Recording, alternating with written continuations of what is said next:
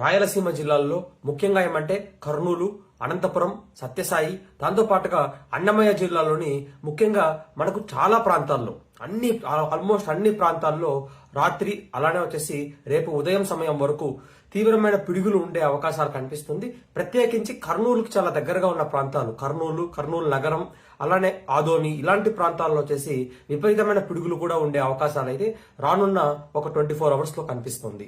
దాంతో పాటుగా వచ్చేసి మిగిలిన జిల్లాల్లో అక్కడక్కడ మాత్రమే ఉంటుంది. వైఎస్ఆర్ కడప జిల్లాలోని పశ్చిమ భాగాలు, చిత్తూరు జిల్లాలోని పశ్చిమ భాగాలు, నంద్యాల జిల్లాలోని పశ్చిమ భాగాల్లో మాత్రమే మనకు విస్తారంగా పిడుగులు ఉండే అవకాశాలు అయితే కనిపిస్తుంది.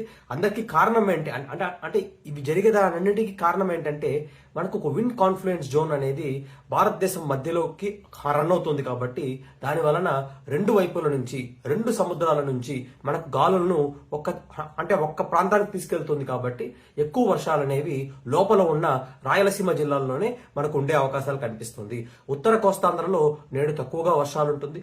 అలానే వచ్చేసి మనకు ఎన్టీఆర్ జిల్లా కావచ్చు, లేకపోతే మనకు పల్నాడు జిల్లా కావచ్చు, అలానే ఏలూరు జిల్లాల్లో అక్కడక్కడ వర్షాలు, అల్లూరు సీతారామరాజు జిల్లా ముఖ్యంగా పాడేరు ప్రాంతం వైపుగా మనకు వర్షాలు అనేవి ఉండే అవకాశాలు నేడు మనకు కనిపిస్తుందండి. Thanks for watching this video అండి.